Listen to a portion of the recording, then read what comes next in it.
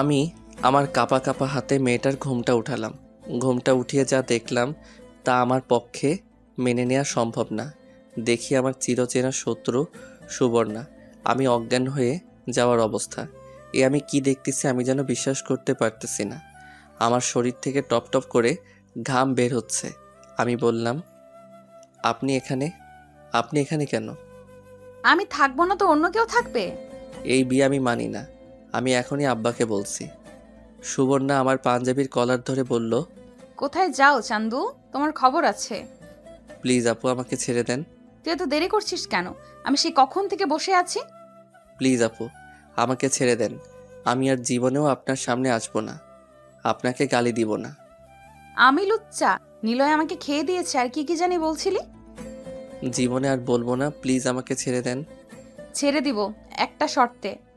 আপনি যা বলবেন তাই করব। সুবর্ণা আমার পাঞ্জাবির কলার ছেড়ে বলল, এদিকে আয়, আমার কাছে আয়, একেবারে আমার সাথে লেগে বস। আমি সুবর্ণার সাথে লেগে বসলাম। একজনের শরীর আরেকজন অনুভব করতে পারছিলাম। সুবর্ণা বলল, আমার শরীর থেকে গয়নাগুলো খুলে দে তো। আমি কাঁপা কাঁপা হাতে গয়নাগুলো খুলে দিলাম। সুবর্ণা বলল, বল আমাকে কেমন লাগছে। খুব সুন্দরী। আমি তোকে মাফ করে দিব একটা কাজ করলে। কি কাজ? নিজের ইচ্ছায় আমার ঠোঁটে কিস কর। সুবর্ণা বলে কি নিজের ইচ্ছায় কিস করতে? পাগল নাকি? এই সুবর্ণাকে যাব আমি কিস করতে?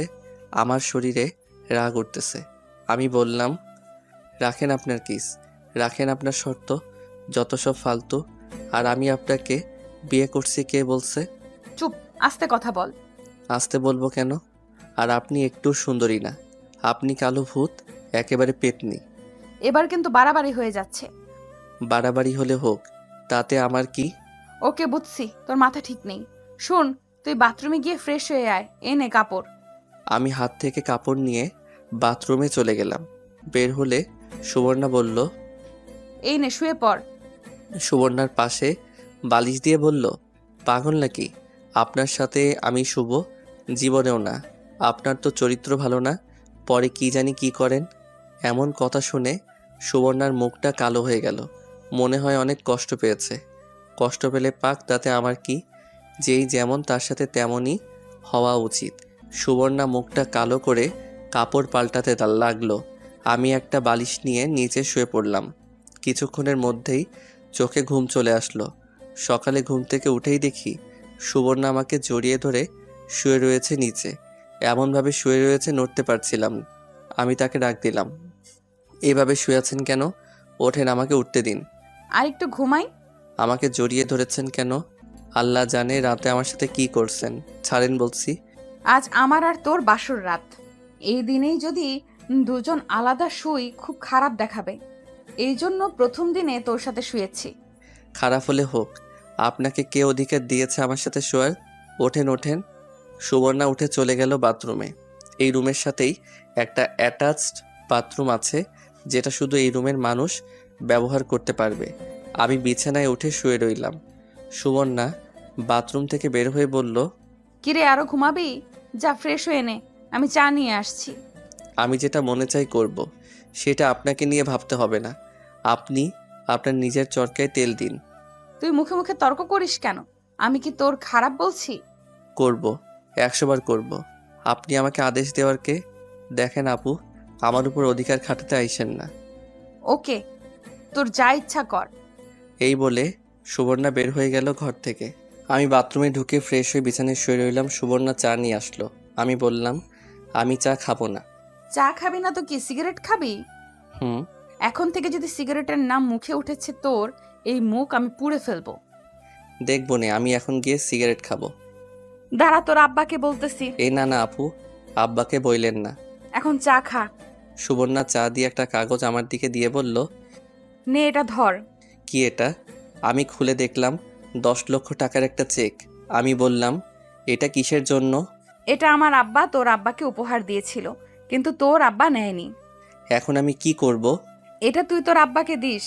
দেখেন, একে তো আপনাকে আমার ভালো লাগে না, দ্বিতীয় এটা আমি নিব না, কারণ পরে কিছু হলে আমাকে এই টাকার খোটা দিবেন। এমন ফালতু কথা বলিস কেন? এটা উপহার, যৌতুক না। তারপরেও এটা আমি নিব না। এমন করিস না সাকিব। তোর আব্বার এখন টাকাটা দরকার। তোরা না ফ্ল্যাট কিনবি, সেই জন্য তোদের টাকাটা দরকার। সেই চিন্তা আপনাকে করতে হবে না। প্লিজ টাকাটা নে, তোর আব্বাকে দে। না হলে তোর আব্বাকে ব্যাংক থেকে ঋণ নিতে হবে। পরে ঋণ শোধ করতে না পারলে ঋণের বোঝা আরো বাড়বে। প্লিজ না করিস না, তোর আব্বার টাকাটা দরকার।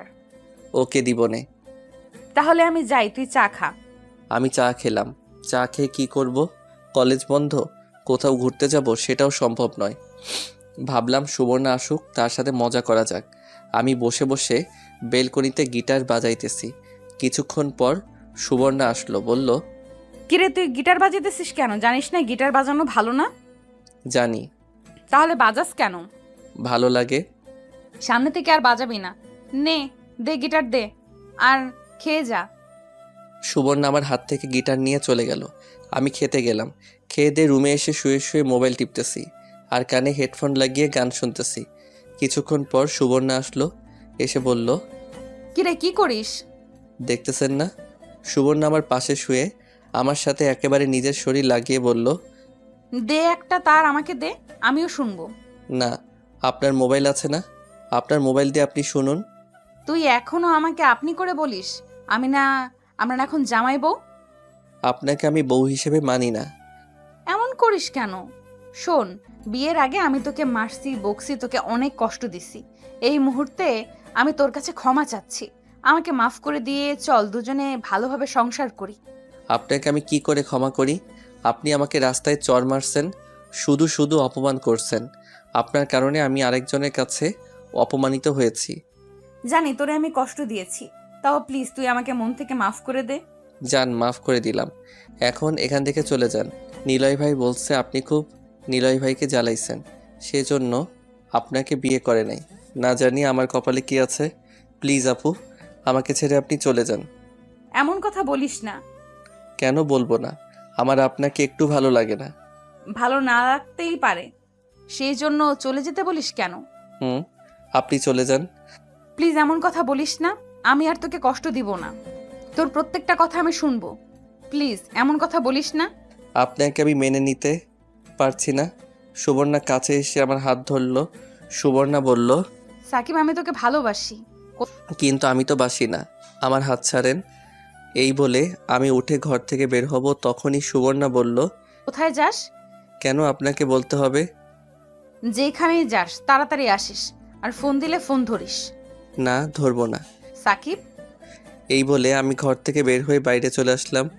বাইরে এসে আমি সিগারেট ধরাইলাম, ধরিয়ে এক জায়গায় বসলাম। বসে বসে ভাবতেছি, সুবর্ণার সাথে যা করছি তা কি ঠিক করতেছি? অবশ্যই ঠিক করতেছি। তার সবচেয়ে বড় কারণ হলো আমাকে না বলে, না জানিয়ে হুট করে বিয়ে করে ফেলা। এটা আবার কোন ধরনের ফাইজলামো? আমাকে তো অন্তত একটিবার জিজ্ঞেস করতে পারতো। আর মা আব্বা কি করে আমাকে এই মেয়ের সাথে বিয়ে দিতে পারলো? সুবর্ণার বয়স বেশি, অবশ্য সেটা কোনো প্রবলেম না, কারণ এক হিসেবে আমার আপুদের ভালো লাগে। কিন্তু সুবর্ণাকে কেন জানি আমার মন মেনে নিতে পারছে না। তার কোনো কারণ আমি খুঁজে পাচ্ছি না। সে কি আসলেই অনেক জ্বালাতন করে? সেটা পরে দেখা যাবে। আমি যেভাবে বলি সুবর্ণা কি সেভাবে চলবে? আর সে তো ব্যাংকে চাকরি করে, সেখানে কত মানুষের সাথে কথা হয়, কত মানুষের সাথে দেখা হয়। সবার মন মানসিকতা কি এক? আমি বললেই কি সে ব্যাংক থেকে চাকরি ছেড়ে দিবে? আর আমার তো কোনো ইনকাম নেই, কিভাবে কি? এখন কেন যে আব্বা মা আমার উপর এত বড় একটা বোঝা দিয়ে দিল? আচ্ছা, সুবর্ণা চলে গেলে কি সব আবার আগের মতো হবে? আবার আগের মতো আমি আমার মতো চলতে পারবো? পরে নিজের পছন্দ মতো বিয়ে করে একটা সংসার করতে পারবো? না না, এসব কি ভাবছি আমি? যতই হোক সুবর্ণা আমার বউ, তার উপর আমার একটা দায়িত্ব আছে। নিশ্চয়ই সুবর্ণার একটা মতলব আছে, না হলে হঠাৎ করে আমাকে না জানিয়ে না বলে ডাইরেক্ট আমাকে বিয়ে করে ফেললো কেন? সে জানতো আমাকে বললে আমি রাজি হব না। তাহলে কি সুবর্ণা কোনো উদ্দেশ্য নিয়ে আসলো? নিলয় ভাই বলল সে খুব প্যারা দেয়, সেটা কোনো ব্যাপার না, সংসারে এরকম ঝগড়া হয়। সে বলল ওই দিন আমি তাকে বকছি, সেজন্য সে আমাকে শাস্তি দিবে। শাস্তিটা কি? তাকে কিস করতে হবে, তাহলে আমাকে মাফ করে দিবে। খুবই হাস্যকর। পরে আমার কাছে মাফ চাইলো। কিছুদিন সুবর্ণাকে ইগনোর করে দেখি সুবর্ণা কি করে। ও যেদিন বলবে আমাকে ছেড়ে চলে যাচ্ছে, সেদিন আমি তাকে আপন করে নিব। এসব হাজারো চিন্তা আমার মাথায় ঘুরপাক খাচ্ছে। কারো ফোনে আমার ধ্যান ভাঙলো। দেখি স্বামী কল করছে। স্বামী বলল, দোস্ত কই তুই? বাড়ির আশেপাশেই আছি। কিরে বাসরাত কেমন কাটলো? শালা, তোরা বেইমানি করে আমাকে সুবর্ণার সাথে বিয়ে দিছস। তুই জানিস না আমি তাকে দুই চোখে দেখতে পারি না? দোস্ত আমি কিছু জানতাম না। তোর মা গতকাল ফোন দিয়ে এসব বলেছে। আমার কি কিছু করার আছে? এখন তো সাধু সাজবি। শোন, বিকালে মাঠে আসিস। মাঠে একটা টুর্নামেন্ট খেলা, সেখানে তোর নাম দিয়েছি। ওকে, আসবো। আসিস কিন্তু। সুবর্ণাকে পেয়ে আমাদের ভুলে যাস না। ধুর হালা, এই বলে ফোন কেটে দিলাম। কি করা যায় দেখি, সামনে আইসক্রিমের দোকান। ভাবলাম সুবর্ণা তো আইসক্রিম খুব পছন্দ করে, যাওয়ার সময় আইসক্রিম নিয়ে যাব। আবার ভাবলাম ধুর, সে আমার কে যে তার জন্য আইসক্রিম নিয়ে যাব। আমি দুপুরের দিকে বাসায় আসলাম। দেখি সুবর্ণা মার সাথে রান্না করতেছে। আমি আমার রুমে গিয়ে গোসল করে নামাজের উদ্দেশ্যে বের হলাম। নামাজ পড়ে রুমে এসে শুয়ে রইলাম। কিছুক্ষণ পর সুবর্ণা আসলো, বলল, খেয়ে যা। আপনাকে বলতে হবে না। হুম। আমি গিয়ে খেয়ে আসলাম। এসে ভাবলাম একটা ঘুম দেই। এসে বিছানায় শুয়ে শুয়ে মোবাইল টিপতেছি। সুবর্ণা এসে বাথরুমে ঢুকছে গোসল করার জন্য। আমার ঘুমে ধরছে, তাই ঘুমিয়ে গেলাম। কারো শরীরের স্পর্শে আমার ঘুম ভেঙে গেল। দেখি সুবর্ণা আমাকে জড়িয়ে ধরে বেদম ঘুমাচ্ছে। আমি ভাবলাম এ কোন জ্বালায় পড়লাম। আমি তাকে আমার থেকে ছাড়িয়ে নিলাম। দেখি এসে আবার আমাকে জড়িয়ে ধরলো। ভাবছি ইচ্ছা করে করছে নাকি ঘুমের মধ্যে এমন করছে। এমন সময় আসরের আজান দিল। মনে হলো স্বামী তো বলেছিল মাঠে যেতে, যাই একটু ফুটবল খেলে আসি। আমি বিছানা থেকে নেমে বাথরুমে ঢুকে ফ্রেশ হলাম। তারপর ট্রাউজার পরে রেডি হলাম বাইরে যাওয়ার জন্য। এমন সময় সুবর্ণা বলে উঠল, কোথায় যাস? খেলতে। যাস না, আমার সাথে শুয়ে থাক, আমার ভালো লাগছে না। আপনার সাথে শুতে আমার বয়েই গেল। আর একটু পরে যা। কেন? আমাকে একটু জড়িয়ে ধরে শুয়ে থাক, আমার ভালো লাগছে না। পাগল নাকি? ভালো লাগছে না তো আমি কি করব? এমন করিস কেন, আমার কষ্ট লাগে। এই বলে সুবর্ণা বিছানা থেকে উঠে এসে আমাকে শক্ত করে জড়িয়ে ধরল। আমি বললাম, আরে কি করছেন? কেউ দেখে ফেলবে তো। দেখলে দেখুক। ছাড়েন বলছি। না, ছাড়বো না, ছাড়বো না, আমাকে জড়িয়ে ধর। ধুর, এই বলে আমি ধাক্কা দিয়ে তাকে ছাড়িয়ে নিলাম। ঘর থেকে বের হয়ে আসলাম। আস্তে আস্তে ভাবতে লাগলাম, এ কোন মেয়ের পাল্লায় পড়লাম আমি। আসলে তার কি দোষ? সবাই তো বিয়ের পর এগুলো করে, কিন্তু আমার কেন জানি তাকে ভালো লাগে না। মনে চায় তার থেকে দূরে দূরে থাকতাম। বউ বলেই কি, অথচ অন্য কোনো মেয়ের প্রতি আমার কোনো ইন্টারেস্ট নাই। যাকে দেখি সুবর্ণার চেয়ে সুন্দরী না। যাই হোক, এসব ভাবতে ভাবতে আমি মাঠে চলে আসলাম। খেলাধুলা করে বাসার উদ্দেশ্যে রওনা দিলাম। বাসায় এসে ফ্রেশ হলাম। দেখি সুবর্ণা নাই। মাকে জিজ্ঞেস করলে বলে ছাদে গিয়েছে মরিয়মের সাথে। ভাবলাম ছাদে কি করে এত মানুষের মাঝে। ধুর, সেসব ভেবে লাভ নাই। ও যেটা মনে চায় সেটা করুক। মাগরিবের নামাজ পড়ে রুমে আসলাম। দেখি মার সাথে কি যেন করতেছে। আমি রুমে এসে একটা গল্পের বই পড়তেছি, এমন সময় সুবর্ণা সেমাই নিয়ে রুমে প্রবেশ করলো। বলল, নে সেমাইটা খেয়ে নে। খাবো না। তুই না জীবনেও ভালো হবি না। এইদিকে আয়, আমি খাইয়ে দেই। আমার সাথে এরকম করতে আইসেন না, আমি খাবো না। সুবর্ণা গরম সেমাই চামচে নিয়ে ফু দিল, ঠান্ডা করে মুখের কাছে এনে দিল, বলল, হা কর। না। হা কর বলছি। না। সুবর্ণা অনেকক্ষণ ধরে চামচ আমার মুখের সামনে দিয়ে ধরে রাখলো। আমার হা করায় আশায় দেখলো আমি হা করছি না। তারপর সে নিজেই সেটা খেয়ে ফেলে। দেখি তার চোখের কোণায় পানি। মনে হয় কষ্ট পেয়েছে। কষ্ট পেয়েছে তাতে আমার কি? সেমাই রেখে এসে বলল, সাকিব, তুই কি আমার উপর রাগ করে আছিস? না, রাগ করে থাকবো কেন? তাহলে তুই আমার সাথে এমন করিস কেন? তোর কাছে তো আমি মাফ চাইছি। আমার আপনাকে ভালো লাগে না, প্লিজ আপু আপনি চলে যান, আমাকে একা থাকতে দিন। সাকিব, এমন কথা বলিস না, আমার অনেক কষ্ট লাগে। কোথায় কষ্ট লাগে আপনার? আমার মনে হয় আপনার পেটে কষ্ট লাগে। সাকিব, কি আপু? তুই এখনো আমাকে আপনি করে বলিস কেন? তুমি করে বল, আমরা তো জামাই বউ। কিন্তু আমি তো বউ হিসেবে মানি না আপনাকে। এমন করলে কিন্তু আমি চলে যাব। যান, তাতে আমার কি? সত্যি কিন্তু আমি চলে যাব। যান, আপনি গেলে আমি বাঁচি। হঠাৎ দেখবি একদিন আমি চলে যাব। হঠাৎ কেন? এখনই চলে যান। সুবর্ণা কাঁদা শুরু করলো, কাঁদতে কাঁদতে শুয়ে রইল। আমিও না শোনার ভান করে বই পড়তেছি। সুবর্ণা বলল, আমি আগামীকাল থেকে ব্যাংকে যাব। যান। তোর কলেজ খুলবে কবে? জানি না। চল না কোথাও ঘুরতে যাই। আপনার সাথে আমি কোথাও যাব না। কেন? এমনি ভালো লাগে না। চল না যাই, দেখবি ভালো লাগবে। না, আমি কোথাও যাব না। ওকে। এই বলে সুবর্ণা বাইরে চলে গেল। কিছুক্ষণ পর এসে বলল খেতে যেতে। আমি খেয়ে দিয়ে শুয়ে রইলাম। চোখে ঘুম আসতেছে, দেখি সুবর্ণা ঘরে ঢুকে দরজা বন্ধ করে দিল আর আমার পাশে এসে শুয়ে পড়ল। আমি বললাম, আমি আপনার সাথে শুব না। প্লিজ সাকিব, এমনটা করিস না। শুধু আজকের রাতটা থাক, পরে থাকিস না। এক মুহূর্ত না। আমি বিছানা থেকে নামলাম, নেমে বালিশ নিচে দিয়ে শুয়ে রইলাম। সুবর্ণা ওপরে শুয়ে রইল। আমি অনেকক্ষণ এদিক সেদিক করে ভাবলাম, যাই আজকে রাতটা সুবর্ণার সাথে শুই। এই ভেবে আমি সুবর্ণার পাশে শুয়ে পড়লাম। পিছন থেকে তাকে জড়িয়ে ধরলাম আর কানে কানে বললাম, শুধু আজকে রাতের জন্য। সুবর্ণা আমার দিকে ফিরল, ফিরে একটা মুচকি হাসি দিল আর আমাকে শক্ত করে জড়িয়ে ধরল। একটা পা আমার শরীরের উপর উঠিয়ে দিল। সুবর্ণা আমার দিকে ফিরল, ফিরে একটা মুচকি হাসি দিল আর আমাকে শক্ত করে জড়িয়ে ধরল আর একটা পা আমার শরীরের উপর উঠিয়ে দিল। কিছুক্ষণ পর বলল, জানিস আমি কি চাই? আমি চাই শুধু তুই আমাকে এইভাবে জড়িয়ে ধরে শুয়ে থাকবি। আমি আর কিচ্ছু চাই না। না, শুধু আজকে। ওকে। সুবর্ণা আমার মুখের দিকে তাকিয়ে আছে মায়াভরা দৃষ্টিতে। সুবর্ণা একটা লেহেঙ্গা পরেছে আর উপরে কি জানি পরছে, নাম জানি না। আর আমি বরাবরের মতো একটা শর্ট প্যান্ট আর একটা পাতলা গেঞ্জি। সুবর্ণা আমার বুকে তার মাথা রাখলো। দেখি তার ঠোঁট দুইটা হালকা লিপস্টিক আছে। আমার কেন জানি ইচ্ছা করছে তার ঠোঁটে কিস করতে। আমি কিস করতে যাব, ভাবলাম একটু বেশি হয়ে যাচ্ছে না, এতটুকুই থাক। আমিও তাকে শক্ত করে জড়িয়ে ধরে ঘুমিয়ে পড়লাম। সকালে ঘুম থেকে উঠে দেখি সুবর্ণা পাশে নাই। আমি কিছুক্ষণ শুয়ে থাকলাম। একটু পর সুবর্ণা চা নিয়ে আসলো।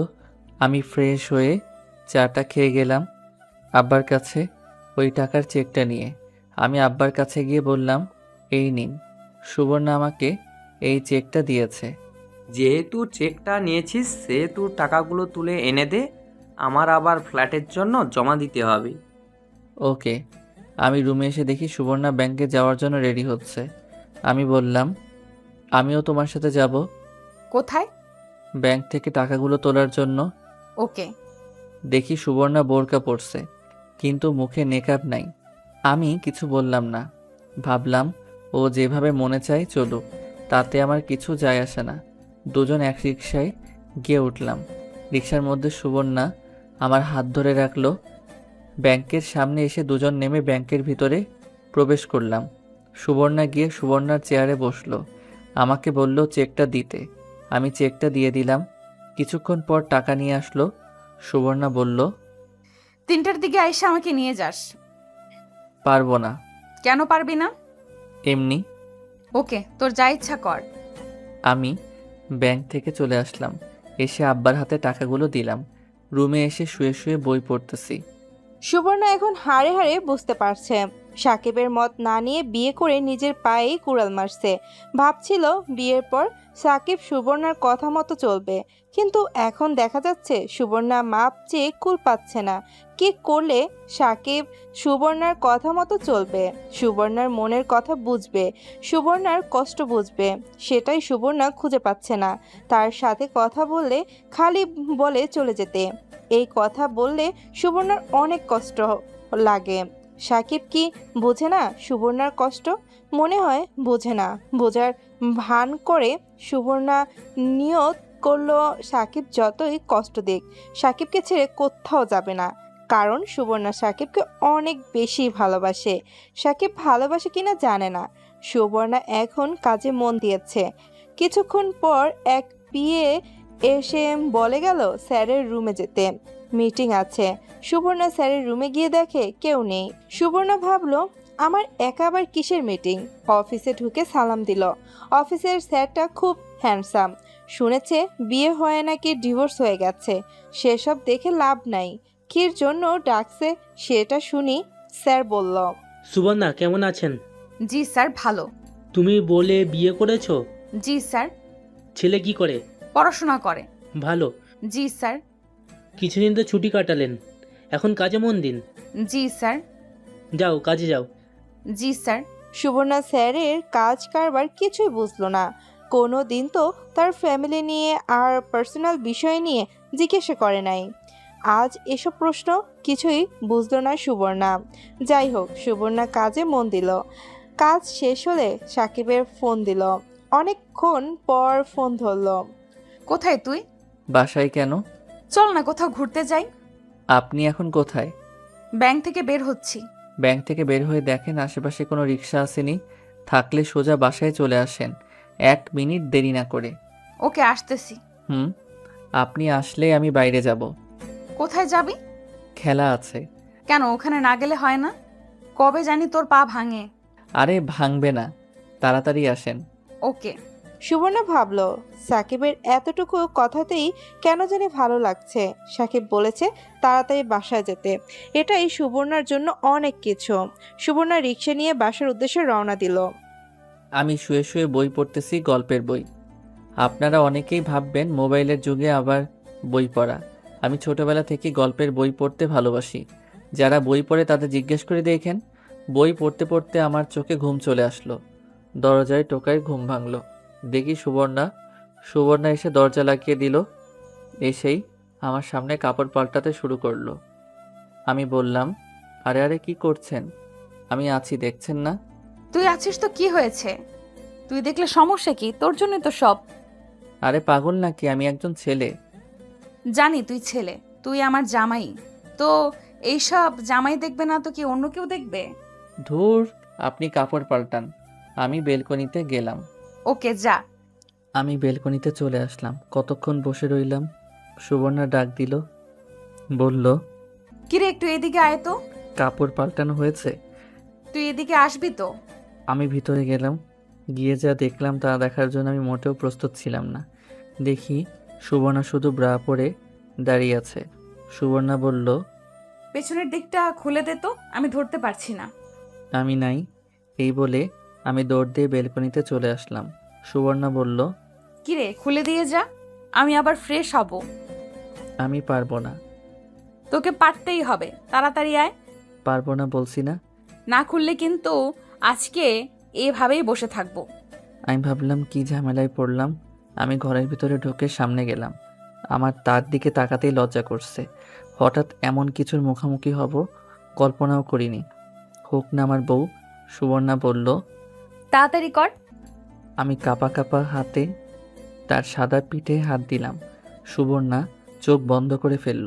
কোনো মতে পিছনের দিকটা খুলে এক দৌড়ে বেলকনিতে। আমি ভাবলাম মনে হয় বাঁচলাম।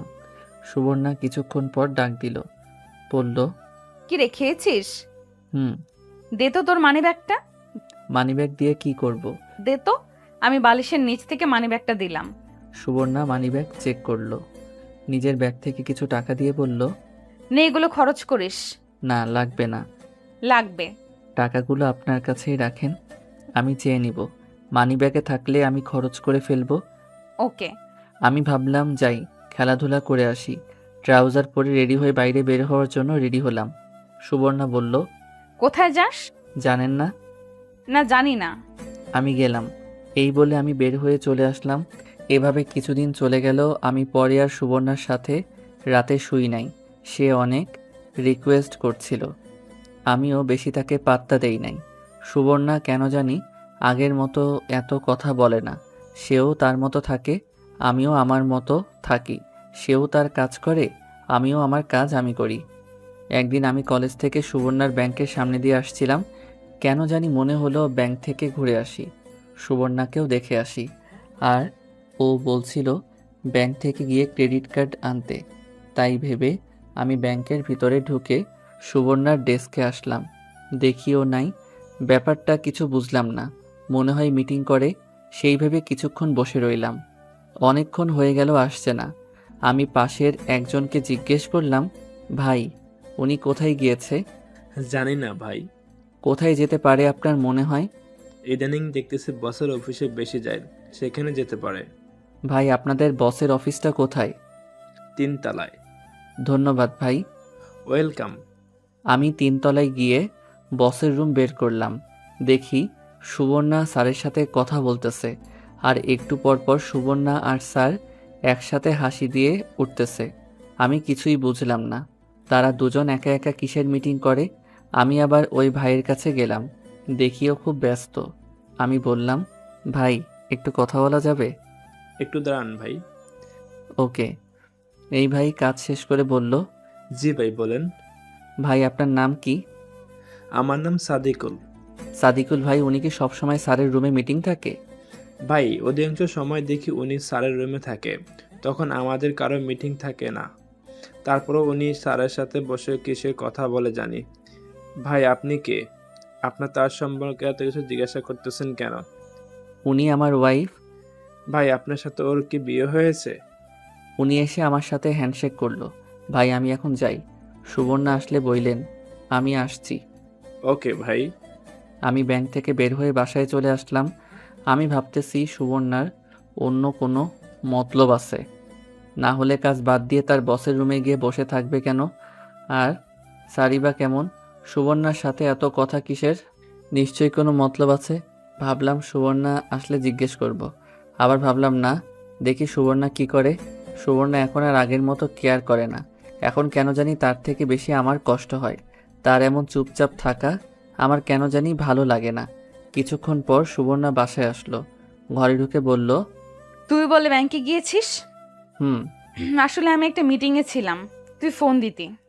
না থাক, ভাবলাম যদি তোমার মিটিংয়ে সমস্যা হয়। কি জন্য গিয়েছিলি? এমনি ওই দিক দিয়ে যাচ্ছিলাম, ভাবলাম তোমাকে দেখে যাই। হুম। দুপুরে কি খেয়েছো? তেমন কিছু না। তোমার বসের সাথে লাঞ্চ করছো তাই না? হুম। ভালো। এই নে তোর ভিসা কার্ড। হুম। সুবর্ণা আমার সাথে কথা বলছে আর ড্রেস চেঞ্জ করতে লাগলো। সুবর্ণা বলল, দেখতেছিস না ড্রেস চেঞ্জ করছি, বাইরে যা। না যাব না। থুর, আমার লজ্জা করছে। ওকে যাও। আমি চোখ বন্ধ করলাম, অন্যদিন হলে বাইরে চলে যেতাম। থুর। সুবর্ণা বাথরুমে ঢুকে গেল। বাথরুম থেকে ড্রেস চেঞ্জ করে বের হলো। সুবর্ণা বলল, কি রে, খেয়েছিস? না। কেন? তুমি আসলে ভাবছিলাম একসাথে খাবো, কিন্তু তুমি তো তোমার বসের সাথে খেয়ে এসেছো। দাঁড়া, আমি খাবার নিয়ে আসছি। না খাবো না। কেন? তুমি খেয়ে এসেছো তাই এখন আর রুচি হচ্ছে না।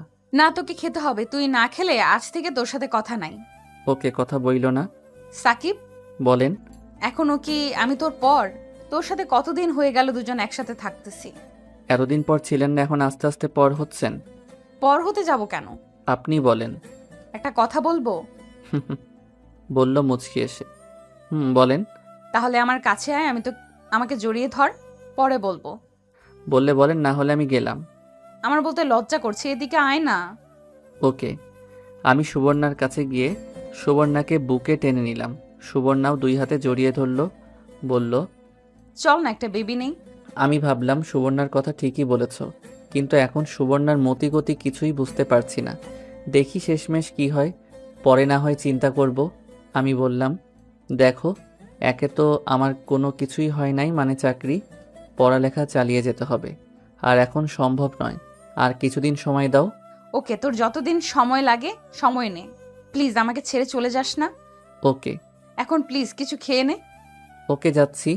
এই বলে সুবর্ণার ঠোঁটে ঠোঁট লাগিয়ে দিলাম। আমি কিস করতে লাগলাম, সেও রেসপন্স দিতে লাগলো।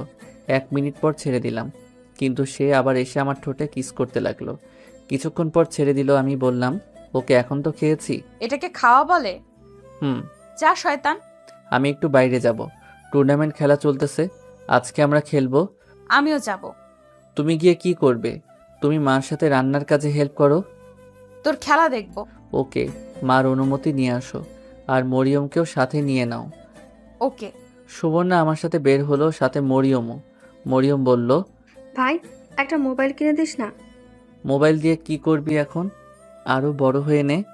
দে না কিনে, কার্টুন দেখবো। তোর ভাবিকে বল। মরিয়ম সুবর্ণাকে বলল, ভাবি একটা মোবাইল কিনে দেন না। থুর, তোমার ভাইকে বলো। ভাইকে তো বললাম, বললো আপনার কথা। তোমার ভাই অনুমতি দিলে আমি কিনে দিব। মরিয়ম আবার আমার কাছে এসে বলল, অনুমতি দিয়ে দিস না। ওকে দিলাম, তবে সারাদিন 2 ঘন্টা মোবাইল টিপতে পারবি, আর বাকি সময় তোর ভাবির কাছে মোবাইল দিয়ে রাখবি। 2 ঘন্টা না, 3 ঘন্টা দিবি। না, 2 ঘন্টা। মরিয়ম, তুমি এদিকে আসো। ভাই অনুমতি দিয়েছে, এখন কিনে দাও। আগামীকাল কিনে দিব। মরিয়ম খুশিতে নাচতে লাগলো। নাচোস কেন, এটা রাস্তা না। আমি মাঠে আসলাম, এসে দেখি সামিও তার গার্লফ্রেন্ড নিয়ে আসলো। আমাদের দেখে সামি কাছে আসলো আর বলল, ভাবি কেমন আছে? ভালো। ভাবি কেমন আছেন? ভালো। সামি চল যাই মাঠে, তোমরা এখানে বসে খেলা দেখো। আমি আর সামি মাঠে আস্তে আস্তে জিজ্ঞেস করলাম, কিরে আর কয়দিন? দোস্ত, সর্বোচ্চ 2 মাস। আর কয়টা ম্যাচ খেলতে হবে? আরও 4টা ম্যাচ খেলতে হবে, 2টো জিতলে সেমিফাইনাল। তোর কি মনে হয় আর কয়দিন টুর্নামেন্ট চলবে? আরও 1 মাস তো লাগবেই। ওরে বাবা, আমি ছোট থেকেই ফুটবল খেলা পছন্দ করতাম। কলেজে ফুটবল টুর্নামেন্ট হলে ওইখানে আমি ছিলাম। সামি খুব ভালো খেলে, আমি মিডফিল্ডার, সামি স্ট্রাইকে থাকে। খেলার মাঝখানে বিপক্ষ দলের একজন আমাকে পায়ে বাড়ি দেয়, আমি পড়ে যাই, মোটামুটি ভালোই ব্যথা পাই। খেলা শেষের দিক দিয়ে ওই বিপক্ষ দলের ছেলেটাকে সামি গিয়ে বাড়ি দেয়। এর 1 মিনিট পরই খেলা শেষ। আমরা ম্যাচ জিতি 1-0। খেলা শেষ হলে দেখি সুবর্ণারা এখনো দাঁড়িয়ে আছে।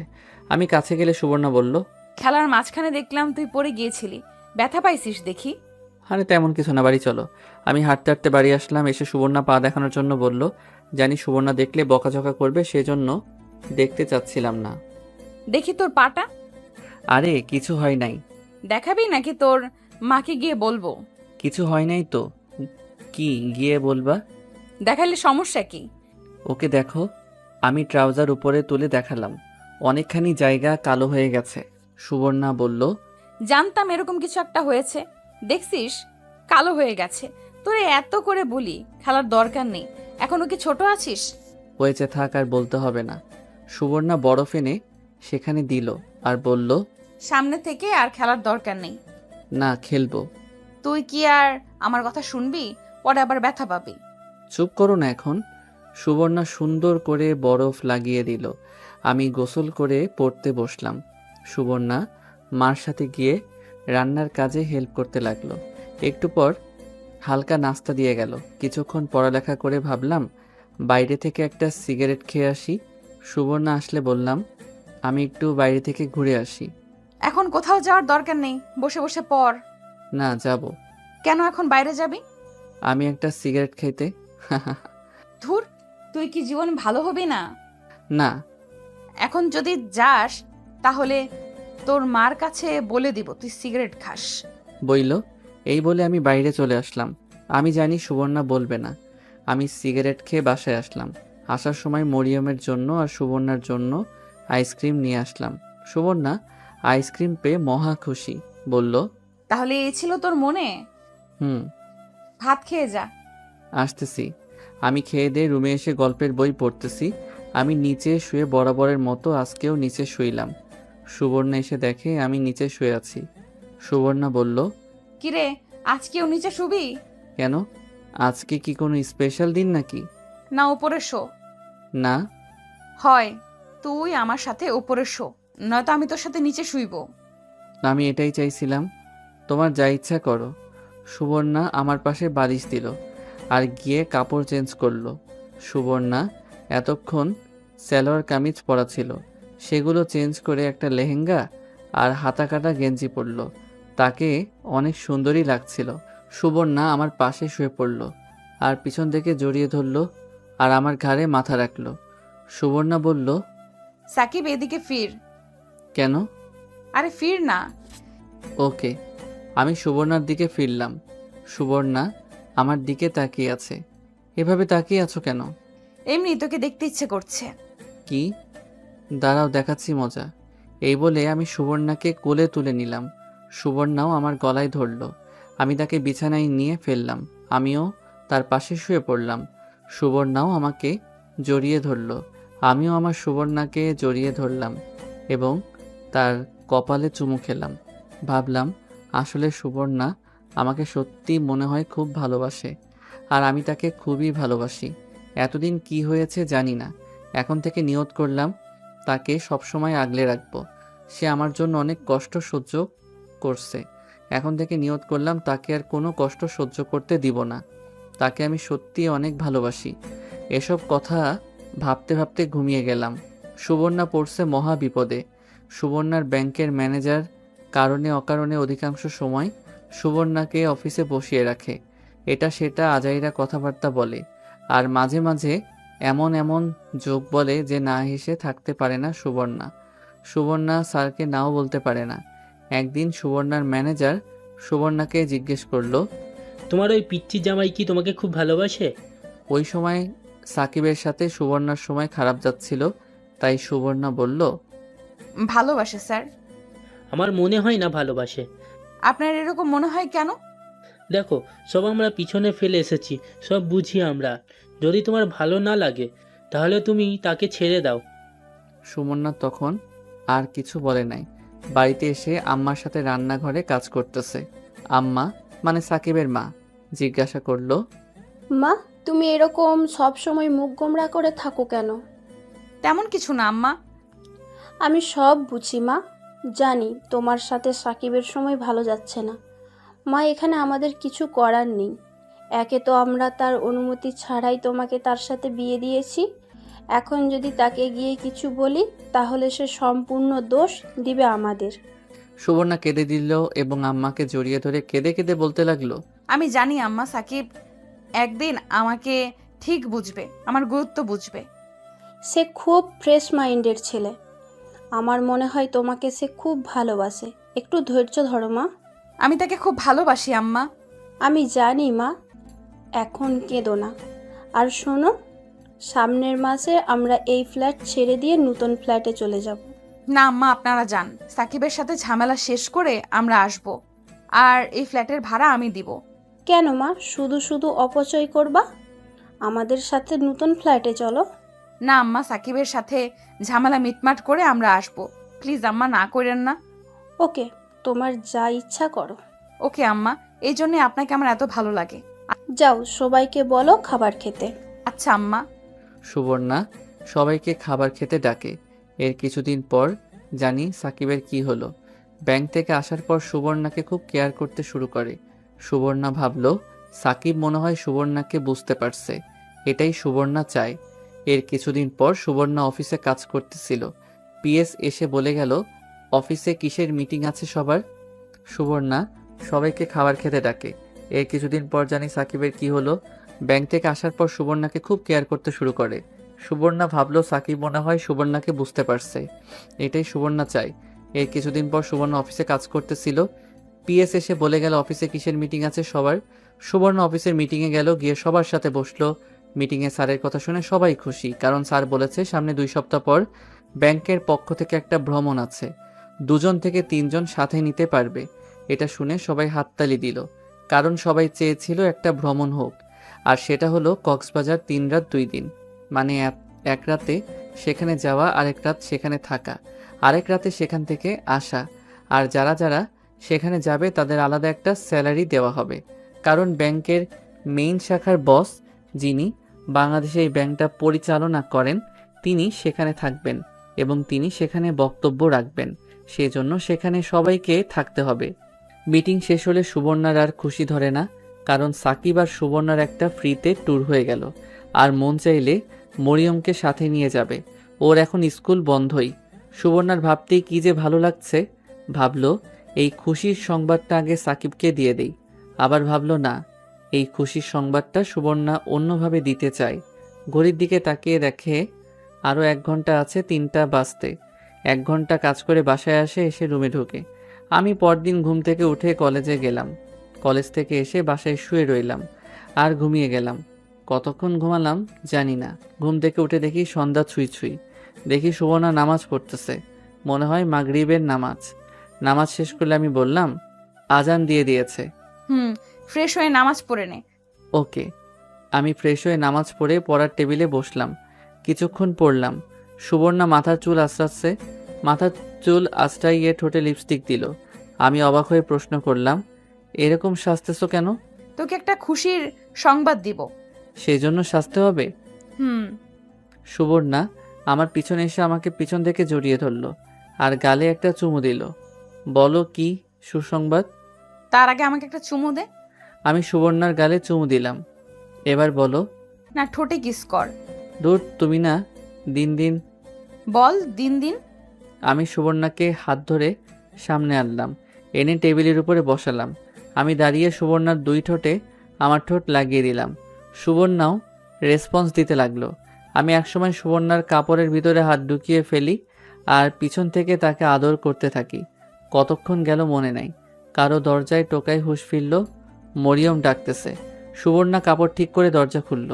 আমি পড়াতে মন দিলাম। মরিয়ম ভিতরে আসলো, বলল, ভাবি আমার মোবাইল কোথায়?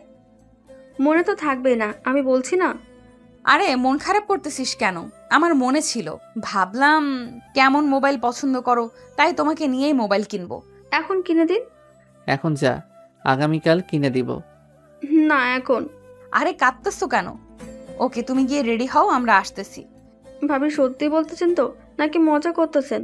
তুমি কি আমার কথা বিশ্বাস করো না? করি। তাহলে গিয়ে রেডি হও। ওকে। মরিয়ম চলে গেল।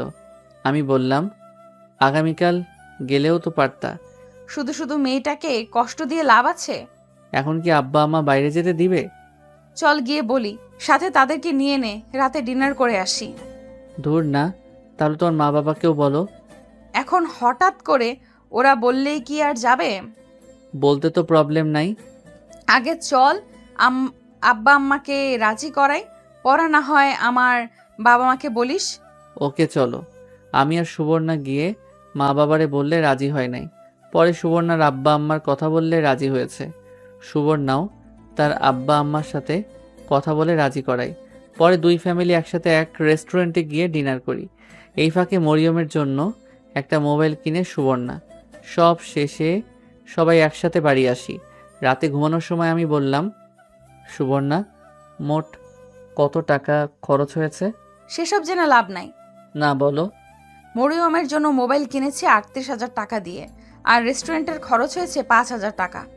একটু বেশি হয়ে গেল না? মরিয়মের জন্য এত দামি মোবাইল কেনার প্রয়োজন ছিল? মন খারাপ করতেছিস কেন? শোন, তোকে কিছু কথা বলি। শোন, আমার যা কিছু আছে সব তোর জন্য। আমার টাকা পয়সা সব তোর। তুই যেভাবে খরচ করতে মন চায় সেভাবেই কর। আমার আর তোর মাধ্যমে যদি তোর বাবা মা আর আমার বাবা মা যদি খুশি হয়, এর চেয়ে বড় পাওয়া আর কি আছে? শোন, তুই আমার থেকে যা চাস আমি তোকে তাই দিব। তার বিনিময়ে শুধু তুই আমাকে তোর মনে একটু জায়গা দে, একটু ভালোবাসা দে, যেটা নিয়ে আমি সারা জীবন চলে যেতে পারি। আমি সুবর্ণাকে কাছে টেনে এনে নিজের বুকে শুইয়ে দিয়ে বললাম, আমিও তোমার থেকে কিছু চাই না। আমি চাই সুখে দুঃখে কষ্টের সময় তোমাকে যেন আমার পাশে চাই। এর মনের ভিতর তুমি আছো, তুমি থাকবা। আমরা কবে বেবি নিব? আগে আমি উপার্জনের পথ বের করি, পরে তুমি চাকরি ছেড়ে দিবা। পরে তোমার কাজ হচ্ছে বেবির দেখাশোনা করা আর আমাকে ভালোবাসা। এখন কি তোকে ভালোবাসি না? সুবর্ণা কি যেন বলবা বলছিলা? 2 সপ্তাহ পর আমাদের ব্যাংক থেকে একটা ট্যুর হচ্ছে, সেখানে 2 থেকে 3 দিন যাওয়া যাচ্ছে। সঠিক তারিখ বলো। সুবর্ণা তারিখ বললে আমি বললাম, আমার যাওয়া হবে না। কেন? কারণ ওই দিন আমাদের টুর্নামেন্টের ফাইনাল খেলা, আর আমাদের টিম ফাইনালে উঠেছে। খেলা রেখে ঘুরতে যাওয়া কোনোভাবেই সম্ভব নয়, আর এটা ফাইনাল খেলা, কোনোভাবেই মিস করা যাবে না। সুবর্ণা মনটা খারাপ হয়ে গেল। সেখানে গেলে আলাদা একটা স্যালারি দিবে। ওকে দেখি স্বামীর সাথে কথা বলে। এখন হাসি দাও আর লাইট বন্ধ করে আসো। ওকে। সুবর্ণা গিয়ে লাইট বন্ধ করে এসে আমার পাশে শুয়ে পড়ল এবং আমাকে জড়িয়ে ধরে বলল, সামনের সপ্তাহে মনে হয় তোর আব্বা আম্মা নতুন ফ্ল্যাটে চলে যাবে। কেন আমরা যাব না? না, আমরা এই ফ্ল্যাটে থাকবো দুজনে, ভাড়া আমি দিব। পরে কোনো এক সময় না হয় চলে যাব। তোমার শুধু অপচয়। এখন ঘুমা, আমাকে একটু চুমু দিয়ে। আমি সুবর্ণাকে চুমু দিয়ে ঘুমিয়ে গেলাম। এভাবে আস্তে আস্তে সুবর্ণার ভ্রমণের দিন চলে আসলো। আমি যেতে পারবো না, কারণ ফাইনাল খেলা। স্বামী বলছে কোনোভাবেই মিস করা যাবে না, তাই সুবর্ণার সাথে মরিয়মকে পাঠাবো ঠিক করলাম। কিন্তু সুবর্ণা বলল তার ছোট বোনকে সাথে নিবে। আবার ভাবলাম এত দূরে একা যেতে দেওয়া ঠিক হবে কিনা, কিন্তু সে বলল খুব জরুরি, তাই ভাবলাম যাক। যেদিন রাতে ওরা যাবে, পরের দিন আমাদের ফাইনাল খেলা। আমার জন্য কি আর ফাইনাল খেলার ডেট পিছনে দিবে? আর এদিকে মরিয়ম আব্বা আম্মা নতুন ফ্ল্যাটে চলে গেল। ও চলে গেলে আমি একা হয়ে যাব। ধুর, একদিন কি হবে? এই কয়দিন তাকেও বেশি পাশে পাই নাই, কারণ তার ব্যাংকে খুব কাজ গেছে। সুবর্ণা যেদিন যাবে সেদিন দুপুরে আমার জন্য রান্না করছে 2 দিন খাওয়ার জন্য। আমি না করছি, বলছি বাইরে থেকে খেয়ে নিব। ও বলে শুধু শুধু বাইরে খেয়ে পেটের 12টা বাজাতে চাস? যাই হোক, আমি রান্নাঘরে গেলাম। গিয়ে বললাম, কেন শুধু শুধু রান্না করছো? আর তোমার সুন্দরী মুখটা লাল হয়ে যাচ্ছে। যা তো এখন, আমাকে রান্না করতে দে। ওকে, রান্না করে আসো। আমি ঘরে গিয়ে গোসল করলাম। গোসল করে শুয়ে রইলাম। একটু পর সুবর্ণা আসলো। সে এসে গোসলখানায় ঢুকলো। গোসল করে বের হলো। একটা প্লাজো পরলো আর একটা কামিজ। আমি অবাক হয়ে তার রূপ দেখতে লাগলাম। একটু পর মাঠে যাব প্র্যাকটিস করতে। না গেলে হয় না? বুঝোই তো, আগামীকাল ফাইনাল খেলা। ভাবছিলাম তুমি থাকবা, কিন্তু তা আর হলো না। দেখ, এখানে আমার কিছু করার আছে? আমার জন্য কি তারা কি ডেট পিছিয়ে দেবে? তুই বললে না যাই। না থাক, যাও। গিয়ে কিন্তু পানিতে নামবে না, আর বেশি দূরে যাবে না। এখন বল শুধু, আমি আর তুই কবে ট্যুরে যাব? তুমিই বলো। দেখি ব্যাংক থেকে কবে ছুটি পাওয়া যায়। তোমার বুকে ওড়না দাও না কেন? না, ওনা দিব না। দাও। আমার চোখ শুধু তোমার ওই দুটোর দিকে যাচ্ছে। প্লিজ, ওড়না দাও। দেখ, ভালো করে দেখ, এসব তো শুধু তোর। না, ওড়না দাও, আমার লজ্জা করছে। কি আজব, আমি তোর বউ। তুই যেটা করতে মন চায় কর। দূর, এখন না। কয়টায় বের হবা? 11টার সময় বাস ছাড়বে, 10টার সময় ব্যাংকে থাকতে হবে। তুই আমাকে বাসে দিয়ে আসবি। ওকে। কোনো মেকআপ করতে পারবে না, আর বোরকা ছাড়া বের হবা না। ওকে। সুবর্ণা উঠে আমার কাছে আসলো। এসে আমার পাশে শুয়ে পড়লো। বলল, যাওয়ার আগে তোকে একটু মন মতো জড়িয়ে ধরে নেই। এই বলে সুবর্ণা আমাকে জড়িয়ে ধরলো আর একটা পা আমার উপর তুলে দিল। তার প্লাজো হাঁটু অবধি উঠে গেল। আস্তে আস্তে সে আমার উপর উঠে গেল আর আমাকে উড়া ধুরা কিস করতে লাগলো। আমিও কিসের রেসপন্স দিতে লাগলাম। আমি একটা হাত তার কামিজের ভিতর ঢুকিয়ে দিলাম। সে আমার মাথা ধরে ইচ্ছে মতো কিস করতে লাগলো, যাতে আমি ছুটতে না পারি। অনেকক্ষণ এভাবে চলল। এমন সময় আসরের আজান দিল আর আমাদের হুঁশ ফিরল। সুবর্ণা কিস ছেড়ে আমার উপর শুয়ে পড়ল। আমার ছোট ছোট চাপ দাড়িতে নিজের গাল ঘষাতে লাগলো। কি হলো, এবার ছাড়ো। না, মন চাচ্ছে আজকে সারা দিন রাত তোর সাথে এইভাবে শুয়ে থাকতে। এই বলে সে আবার কিস শুরু করলো। এবার ঠোঁটে, মুখে, নাকে, কপালে, গলায়, সারা মুখ চুমুতে ভরিয়ে দিল। আমি দেখতেছি সুবর্ণা ছাড়বে না, তাই আমি তাকে কোলে তুলে নিলাম। সে আমার গলায় ধরে তখন আমাকে কিস করে চলেছে। আমি কোলে করে দরজার সামনে নিয়ে আসলাম। এসে তাকে কোল থেকে নামিয়ে দরজা খুলে বাইরে বেরিয়ে আসলাম। কিরে, পালাচ্ছিস কেন? আসতেছি। আমি মাঠে এসে প্র্যাকটিস করে সন্ধ্যার দিকে বাড়িতে আসলাম। এসে দেখি মরিয়ম আর সুবর্ণার বোন রেডি হয়ে বসে আছে। আমি রুমে গিয়ে ফ্রেশ হয়ে নিলাম। সুবর্ণাও রেডি হলো। সুবর্ণা বলল, দেখ তো কেমন লাগছে।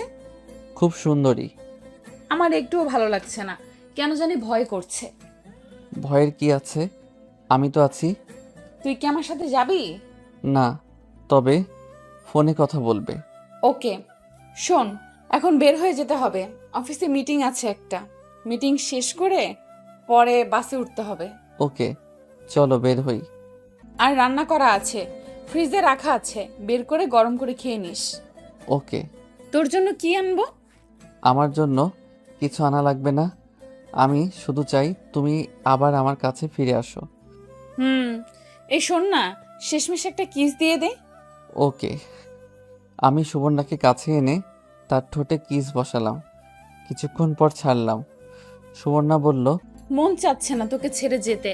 তোকে ছাড়া কি করে থাকবো? আরে একদিনই তো, দেখবে চলে যাবে। চল, রেডি হয়ে নে। আমি রেডি। তাহলে চল বের হই। আমরা রিক্সা দিয়ে প্রথমে ব্যাংকে আসলাম। রিক্সায় আমি আর সুবর্ণা একসাথে বসলাম। সুবর্ণা সারাক্ষণ আমার হাত শক্ত করে ধরে রাখলো। বিদায় নেওয়ার সময় সুবর্ণার চোখের কোণে পানি দেখলাম। ও আমাকে একদিন ছাড়া থাকতে কত ভয় পাচ্ছে। যদি আমি সারা জীবনের জন্য চলে যাই তখন কি করবে? আসলে বাস্তবতা তার উল্টো। আমরা সবাই জানি কারো জন্য কোনো কিছু থেমে থাকে না। যাই হোক, তাকে বিদায় দিয়ে বাড়িতে আসলাম। ভাবলাম এখন ইচ্ছে মতো সিগারেট খেতে পারবো, তাই বাড়িতে আসার সময় এক প্যাকেট বেনসন নিয়ে নিলাম। বাড়িতে এসে মনের ইচ্ছে মতো সিগারেট টানতে লাগলাম। এমন সময় সুবর্ণা ভিডিও কল দিল। আমি ফোন ধরলাম। কি রে, খেয়েছিস? না। এখন কি করিস? আমি সিগারেট দেখালাম। আমি জানতাম আমি গেলে তুই ইচ্ছে মতো সিগারেট খাবি। হুম। এই, তুই শেষবারের মতো সিগারেট খেয়ে নে। আর কোনো দিন যদি দেখি তোর খবর আছে। ওকে, শেষবারের মতো খেয়ে নেই। ওরা কোথায়? ওরা দুজনকে এক সিটে দিয়েছে, আমি বসছি আরেকজনের সাথে। দেখি কে এসে। সুবর্ণা ক্যামেরা ঘুরিয়ে দেখালো পাশে আরেকজন মেয়ে। আমি বললাম, তার কাছে মোবাইলটা দাও তো। কি বলবি? তুমি দাও। সুবর্ণা মোবাইল দিল। আমি বললাম, আপু আপনি তো সুবর্ণাকে চিনেন, আমি ওর হাজবেন্ড। প্লিজ আপু তাকে একটু দেখে রাখবেন, সে যেন একা একা কোথাও না যায়। আরে আমি ওকে কি দেখব, ওর খেয়াল রাখার জন্য তো বস আছে। কি বললেন আপু? ওকে, আমি কোথাও যাব না, আর ভালো করে খাওয়া দাওয়া করিস। এখন রাখি। আরে আমার কথা শুনো। এই বলে সুবর্ণা ফোন কেটে দিল। আমি ওই মেয়েটার কথা স্পষ্ট শুনতে পেয়েছি। আমি ভাবছিলাম সুবর্ণা আগের মতো কি এখনো বসের সাথে কথা বলে। আগে ভাবছিলাম আমি তাকে ইগনোর করাতে সে বসের সাথে টাইম পাস করে, কিন্তু তারপর থেকে তো আমি তাকে আর ইগনোর করিনি। সুবর্ণা কি ইচ্ছে করে বসের সাথে আলাপ করে? আমার যেদিন ফাইনাল খেলা সেদিন তাদের ট্যুর দিল যাতে আমি না যেতে পারি আর তারা মনের মতো আনন্দ করতে পারে। কিন্তু সুবর্ণার আচার আচরণে তো সেরকম কিছু বোঝার উপায় নেই। তাহলে কি সুবর্ণা আমাকে ধোঁকা দিল? আমি বিশ্বাস করতে পারছি না। ভাবলাম এখন তাকে এসব বলে রাগারাগি করে লাভ নেই, পরে ওইখানে গিয়ে কোনো অঘটন ঘটাতে পারে। তার চেয়ে ভালো সে বাড়িতে আসুক, তারপর তাকে ঠান্ডা মাথায় জিজ্ঞেস করব। আমি আরেকটা সিগারেট খেলে মাথাটা একটু টেনশন মুক্ত হলো, পরে ঘুমিয়ে গেলাম। পরদিন সকালে সুবর্ণার সাথে একটু একটু কথা বললাম। বিকালের দিকে ফাইনাল খেলা হলো, সেখানে আমাদের পারফরমেন্স অনেক ভালো হলো, যার কারণে আমরা ম্যাচটা জিতে যাই 2-1 গোলে। সন্ধ্যার পরে শুয়ে মোবাইল টিপতেছিলাম, আমাদের জিতার কয়েকটি ছবি সুবর্ণা হোয়াটসঅ্যাপে দিলাম। সুবর্ণাকে বুঝতে দিলাম না আমার মনের কথা। ভাবলাম ফেসবুকে কয়েকটি ছবি আপলোড দেই। ফেসবুকে ঢুকে টাইমলাইন চেক করছিলাম, একটা পোস্টের উপর আমার চোখ আটকে যায়। দেখি সুবর্ণা আর তার বস একসাথে ছবি তুলে ফেসবুকে পোস্ট করেছে। আইডি চেক করে দেখি তার বসের আইডি। ভাবলাম ফেসবুকে কয়েকটি ছবি আপলোড দেই। ফেসবুকে ঢুকে টাইমলাইন চেক করছিলাম, একটা পোস্টের উপর আমার চোখ আটকে যায়। দেখি সুবর্ণা আর তার বস একসাথে ছবি তুলে ফেসবুকে পোস্ট করেছে। আইডি চেক করে দেখি তার বসের আইডি। আমার কলিজায় গিয়ে আঘাত লাগলো। এটা আমি কি দেখছি? আমার কেন জানি বিশ্বাস হচ্ছে না। সুবর্ণা এমন কাজ কি করে করতে পারলো? কেন জানি অনিচ্ছা সত্ত্বেও চোখ দিয়ে পানি বের হচ্ছে। এখন তাকে কিছু বলবো না, সে ঠিক মতো বাড়িতে আসুক, পরে না হয় এটার ফয়সালা করব। পরদিন রাতে সে আসলো, আমি দরজা খুলে দিলাম। আসলে আমি আবার ঘুমিয়ে গেলাম। সুবর্ণা তার পাশের মেয়েটার প্রতি প্রচণ্ড রাগ হচ্ছে। সাকিবের ফোন কেটে দিয়ে সুবর্ণা বলল, আমার খেয়াল রাখার জন্য বস আছে, এই কথার মানে কি? তো বসই তো আপনার ভালো খেয়াল রাখে, সারাক্ষণ বসের অফিসে বসে থাকেন। কখন দেখছেন আপনি? কয়েকদিন আগে দেখেছি না। তো এই কথা আপনাকে কে বলছে? আমার হাজবেন্ড কে বলতে? বোকা পাইয়া সুন্দর একটা ছেলেকে বিয়ে করে ফেলেছেন, তার সত্য কথা জানা উচিত না? যত সব ফালতু! কেন যে বস এদেরকে ব্যাংকে চাকরি দেয়, খালি মানুষের সংসারে ঝামেলা করার জন্য বসে থাকে। এখন তো ফালতু বলবেনই, কারণ সত্যি কথা বলছি না। আর একটা কথাও বলবেন না। সুবর্ণাদের কক্সবাজার আসতে সকাল হয়েছে। সবাই হোটেল বুকিং করার রুমে চলে গেল। একটু পর মরিয়ম তারা বলল বিচে যাবে। সুবর্ণা তাদের নিয়ে বিচে আসলো। বিচে তারা এসে অনেক খুশি। সুবর্ণা তাদের বলে দিল পানিতে না নামতে। একটু পর খেয়াল করলো তাদের অফিসের অনেকেই বিচে আসলো, অনেকেই তাদের ওয়াইফ নিয়ে, আবার একা ছেলে মেয়ে নিয়ে। কে জানি সুবর্ণা বলে ডাক দিল। সুবর্ণা চেয়ে দেখে তার বস। বস বলল, তোমার জামাই কোথায়? সে আসেনি। এমন একটা ট্যুরে তোমাকে সে একা আসতে দিল? স্যার, ও একটা টুর্নামেন্টের ফাইনাল খেলা আছে, সেজন্য ও আসেনি। সে তোমার হাজবেন্ড হয়, তার কাছে খেলা বড় নাকি তুমি বড়? তার আসা উচিত ছিল। আমার মনে হয় সে তোমাকে ভালোবাসে না। দেখো, সে এখনও ছোট, সে এখনও তোমার গুরুত্ব বোঝে না। প্রয়োজন ফুরিয়ে গেলে তোমাকে ছুঁড়ে ফেলে দিবে। না স্যার, ও এমন না। চলো এই দিকটাই যাই। চলো একটা ছবি তুলি। বস বলাতে সুবর্ণা না করতে পারল না। বস ছবি তুলো তার মোবাইল দিয়ে। আমি তোমাকে কিছু কথা বলতে চাই। জি স্যার, বলেন। দেখো, তোমার পিচ্চি হাজবেন্ড তোমাকে না ভালোবেসে, না তোমাকে কেয়ার করে, প্রয়োজন শেষ তোমাকে ছেড়ে অন্য কোনো মেয়ের সাথে দেখবে চলে যাবে। তার চেয়ে ভালো হয় সময় থাকতে সাবধান হও। স্যার, বুঝলাম না। মানে যদি তুমি তোমার হাজবেন্ডকে ভালো না লাগে, তাহলে আমি আছি, তুমি আমার কাছে আসতে পারো। বসের মুখ থেকে এমন কথা বের হবে সুবর্ণ কল্পনাও করেনি। কি নিচু মনের মানুষ, দেখতেছে তার জামাই আছে তারপরও কি বেহার মতো প্রস্তাব দেয়। আর সাকিবের ছাড়া সুবর্ণা কিছুই কল্পনা করতে পারে না। সাকিবই সুবর্ণার সব। সুবর্ণাকে চুপচাপ দেখে বস বলল, তোমাকে আমি চাপ দিচ্ছি না, আজকে ভালোভাবে চিন্তা করে আমাকে জানাও। ওকে, আমি যাই। এই বলে বস চলে গেল। সারাদিন এদিক সেদিক ঘুরে চলে গেল। পরদিন আবার বসের সাথে হোটেলে দেখা। বস বলল, তো সুবর্ণা, কি চিন্তা ভাবনা করলা? সুবর্ণা কোনো দ্বিধা ছাড়াই বলতে লাগলো, না স্যার, আমি তাকে ছাড়তে পারবো না। তাকে ছাড়া আমি কল্পনাও করতে পারি না। সাকিবের জন্য আমি সব দিয়ে দেব। সে যদি আমাকে ব্যবহার করে ফেলে দেয় তাহলে সেটা ভেবে নিব আমার কপাল ভালো না। বাঁচলে তার জন্য বাঁচবো, মরলে তার জন্যই মরবো। সাকিবকে আমি ভালোবাসি স্যার, তাকে ছাড়া আমি থাকতে পারবো না। Sorry sir. ভেবে চিনতে বলছো তো? জি স্যার, আমি তার স্ত্রী আর আমি তাকে খুবই ভালোবাসি। এখন না বুঝলে সে কয়েকদিন পর ঠিকই বুঝবে। তোমার এই একটাই দোষ, তুমি মানুষকে অন্ধের মতো বিশ্বাস করো। নিলয়কে বিশ্বাস করেছিলে না? সে তোমাকে কি দিয়েছে? ওটা তোমার জীবন থেকে 5টা বছর কেড়ে নিয়েছে। বুঝবা, একদিন ঠিকই বুঝবা। না স্যার, সবাই তো আর নিলয়ের মতো না। আর আমি সাকিবকে অন্ধের মতো বিশ্বাস করি। এই অন্ধকেই সে একদিন পথ দেখাবে। তুমি চাইলে আরও কয়েকদিন সময় নিতে পারো। না স্যার, আমার আর সময় লাগবে না। এটা আমার ফাইনাল সিদ্ধান্ত। আশা করি এই বিষয়ে আমাকে আর বিরক্ত করবেন না। Are you sure? জি স্যার। ওকে। এই বলে বস চলে গেল। সুবর্ণা ভাবলো, এই বস নিজের বউয়ের খেয়াল রাখতে পারে না, নিজের বউ ডিভোর্স দিয়ে চলে যায়, এখন আসছে তার খেয়াল রাখতে। যত সব ফালতু। রাতে তাদের বাস ছাড়ে। বাসায় আসতে আসতে অনেক রাত হলো। এসেই দরজায় টোকা দিলে সাকিব দরজা খুলে দিল। সাকিব কিছু না বলে আবার ঘুমিয়ে গেল। সুবর্ণাও ফ্রেশ হয়ে সাকিবের পাশে শুয়ে পড়ল। সকালে ঘুম থেকে উঠে দেখি সুবর্ণা আমাকে জড়িয়ে ধরে দিব্যি ঘুমাচ্ছে। আমি তার মুখের দিকে তাকালাম, ভাবলাম নিষ্পাপ মুখ, মিথ্যা বলতে পারে না। ভাবলাম এখন ঘুমাক, পরে জিজ্ঞেস করব। আমি গিয়ে ফ্রেশ হয়ে নাস্তা রেডি করলাম। পরে সুবর্ণাকে ডাক দিলাম নাস্তা করতে। সুবর্ণা উঠে ফ্রেশ হয়ে নাস্তার টেবিলে আসলো। আমার শরীর রাগে গজগজ করতেছে। পরপুরুষের সঙ্গে রাত কাটিয়ে এসে আমার পাশে শুয়ে ঘুমালো, আর আমি তাকে নাস্তা বানিয়ে খাওয়াচ্ছি। আমার মুখের এমন অবস্থা দেখে সুবর্ণা বলল, কিরে, তুই মুখ এরকম গোমরা করে রাখছিস কেন? চুপ, একদম চুপ। তুমি এক্ষুনি এই বাড়ি থেকে বের হয়ে যাও। তোমাকে আমার একটু প্রয়োজন নেই। আমি মোবাইল থেকে ছবি বের করে সুবর্ণাকে দেখালাম। শোন, তুই আমার কথা শোন। তোমার কথা আমি বিন্দু পরিমাণ বিশ্বাস করি না।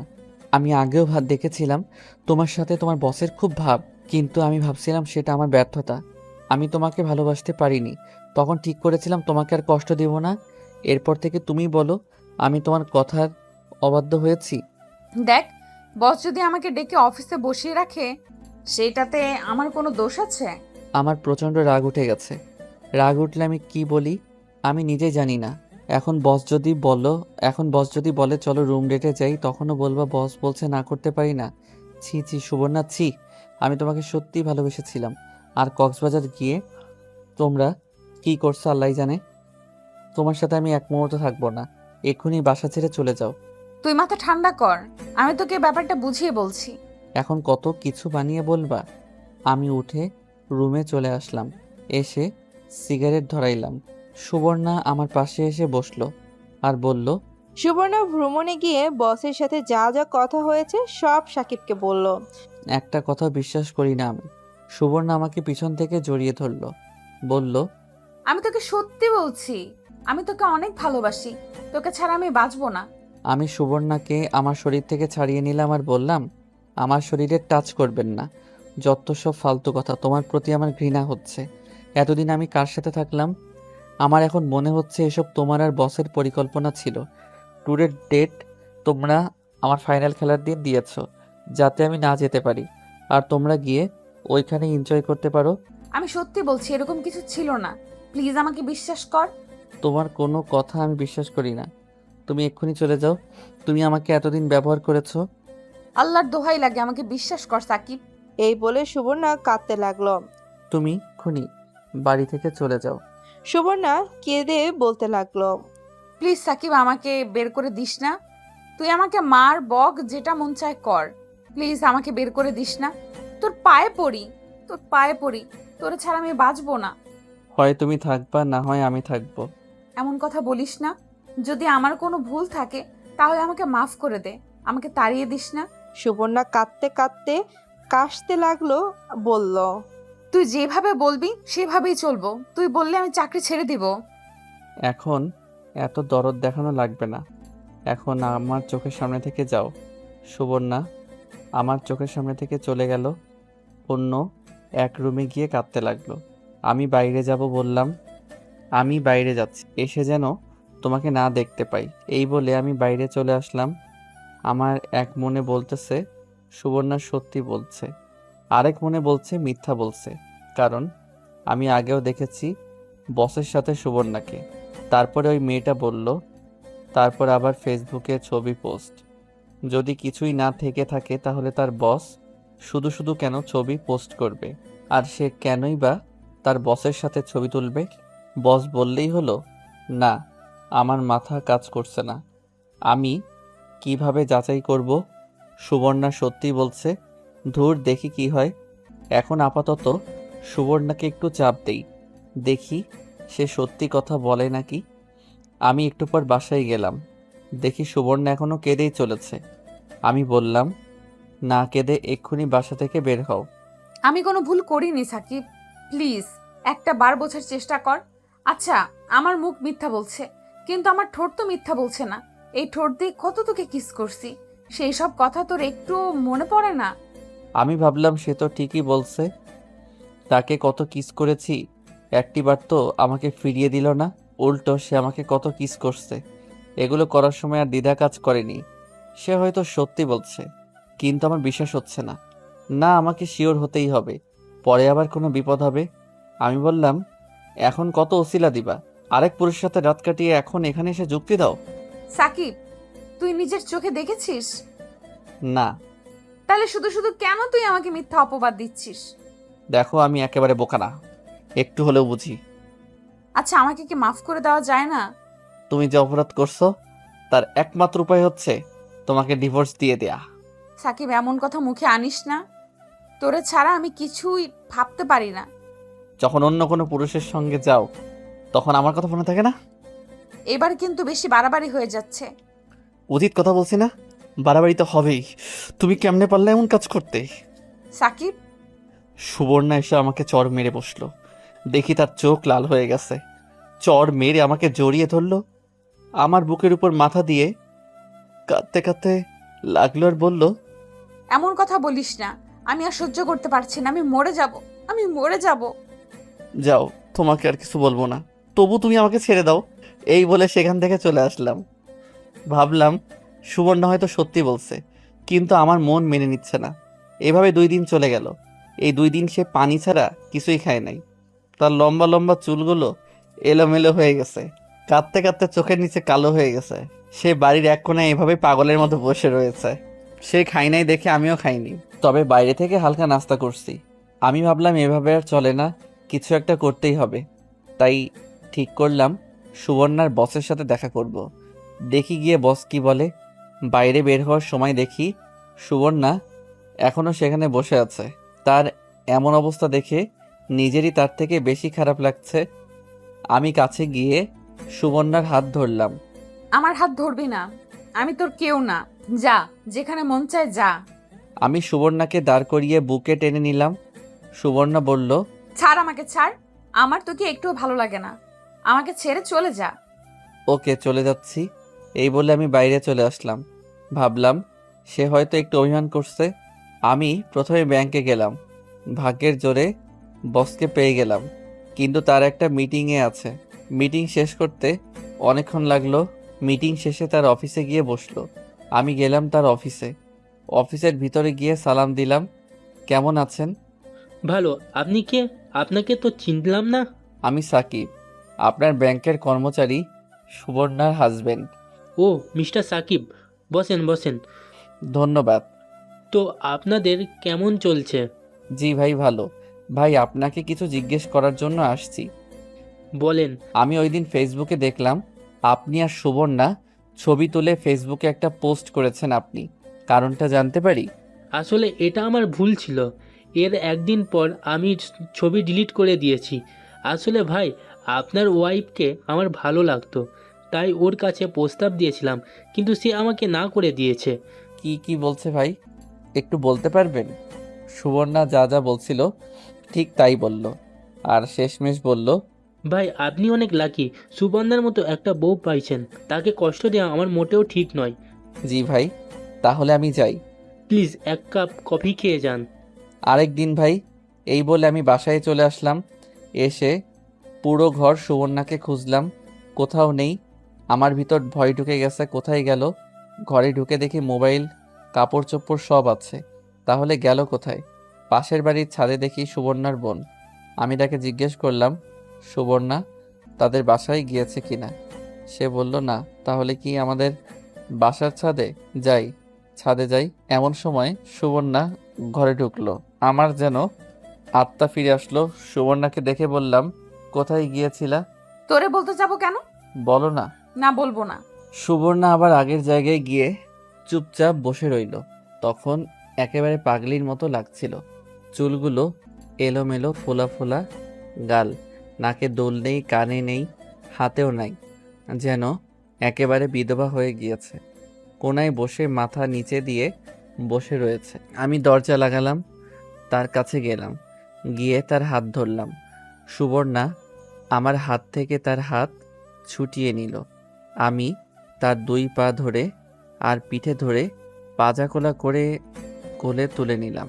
সুবর্ণা আমাকে মারতে লাগলো আর বলতে লাগলো, ছাড় আমাকে কুত্তা, ছাড় আমাকে কুত্তা। তুই বেরিয়ে যা এ বাসা থেকে। যাব। না, এখন যা, তোর আর এই বাসায় জায়গা নেই। আমি সুবর্ণাকে আমার বিছানায় এনে ফেললাম।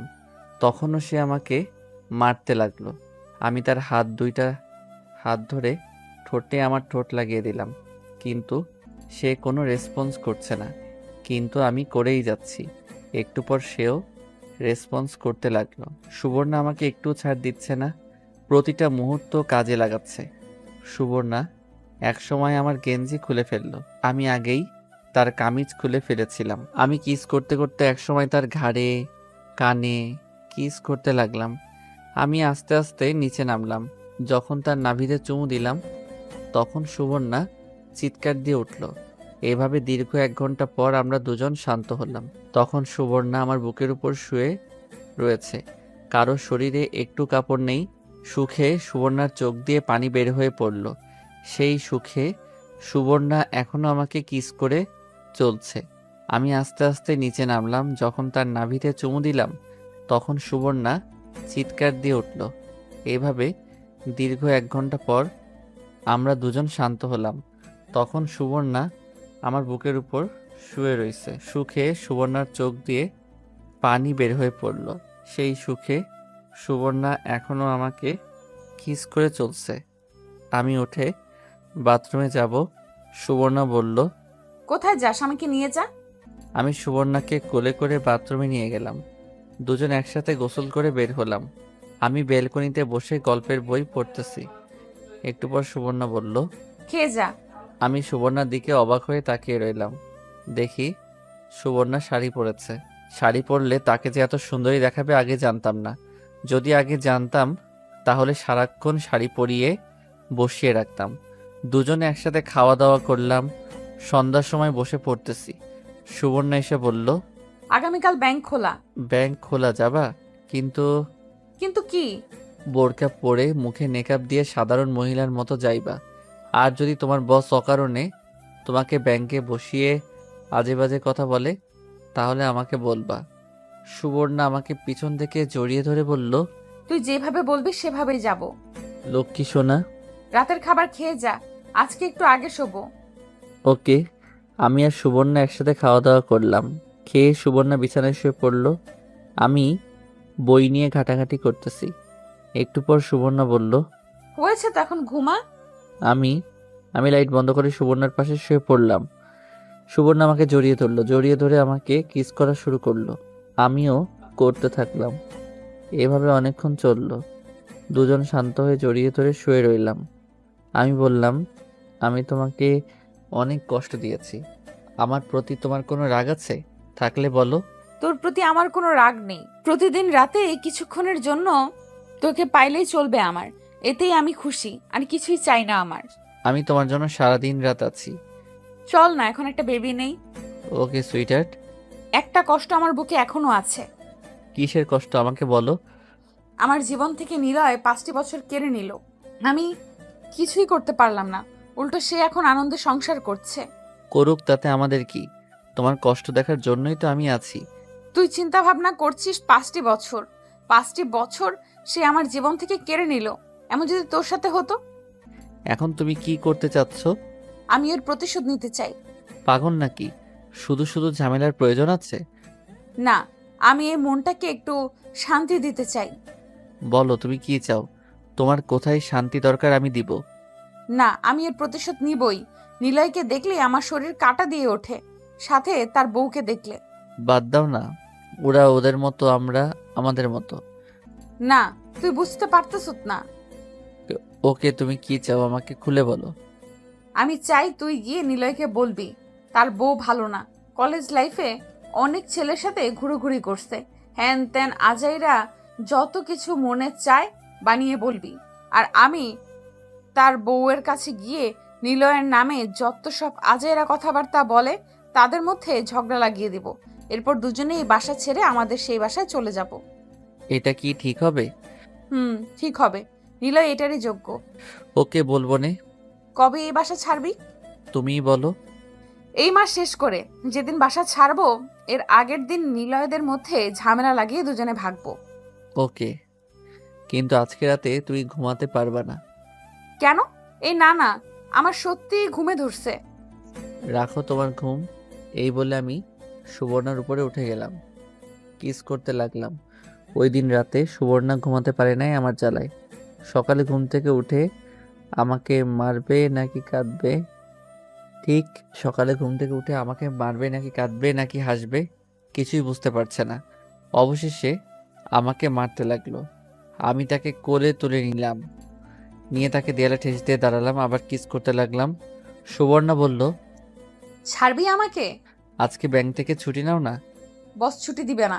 ট্রাই করে দেখো না। নে, তুই ফোন দিয়ে বল আমার শরীর ভালো না। আমি তার বসকে ফোন দিলাম। কেমন আছেন ভাই? আমি সুবর্ণার হাজব্যান্ড। জি ভালো, আপনি কেমন আছেন? আমি তো ভালো, কিন্তু সুবর্ণার শরীরটা ভালো না। ওর খুব বমি ভাব আর জ্বর। তার কি আজকে ছুটি দেওয়া যাইবে? তাকে মোবাইলটা দেন। সে এখন ঘুমাচ্ছে। ওকে, আগামীকাল যেন সঠিক টাইমে চলে আসে। ওকে। সুবর্ণা ছুটি পেয়ে নাচতে লাগলো এবং লাফ দিয়ে কোলে উঠে গেল। আমি টাল সামলাতে না পেরে বিছানায় পড়ে গেলাম। সেখানে আমাকে পাগলের মতো কিস করতে শুরু করলো। ওই দিন আমি তার জ্বালায় ঘুমাতে পারিনি। এভাবে মাসের পর মাস, এভাবে মাসের শেষ চলে আসলো। এই কয়েকটি দিন আমরা খুব মজা করেছি। সুবর্ণা শিখিয়ে দিল নিলয় ভাইকে গিয়ে কি কি বলতে হবে। আমি নিচে গিয়ে নিলয় ভাইয়ের জন্য অপেক্ষা করছিলাম। একটু পর নিলয় ভাই আসলো। আমি বললাম, বলো, মানে কি? ভাই, এই বাসায় আসার আগে আমি কলেজে পড়তাম। ওই কলেজে সানিয়া পড়তো। তো হয়েছেটা কি? ভাই, ওর নামে কলেজে অনেক সুনাম ছিল। সুনাম থাকতেই পারে, ও খুব ভালো ছাত্রী ছিল। কে বলেছে আপনাকে? একদম বাজে ছাত্রী ছিল, আর 1 নাম্বারের বদমাইশ ছিল।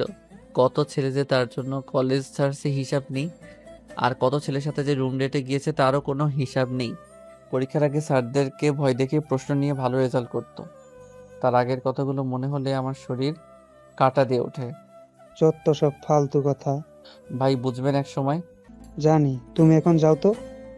আমি চলে আসলাম। বাসায় এসে সুবর্ণাকে সব বললাম। সুবর্ণা বলল, আমাদের কাজ শেষ। আমি নিলয়ের নামে যত সব মিথ্যা কথা বানিয়ে তার বউয়ের কানে দিয়ে এসেছি, এখন তাদের ঝগড়ায় দেখে কে। আমার যে কি খুশি লাগছে। যদি তাদের ঝগড়াটা একটু শুনতে পারতাম তাহলে মনটায় আরো শান্তি লাগতো। মনে হয় না নিলয় ভাই আমার কথা বিশ্বাস করছে। না করুক, কিন্তু সন্দেহ তো করবে। এখন আমাদের কাজ শুধু কেটে পড়া। সেটাই। পরশুদিন আমরা আমাদের বাসায় চলে আসলাম সব কিছু নিয়ে। এদিকে আমার পরীক্ষা শেষ হলো।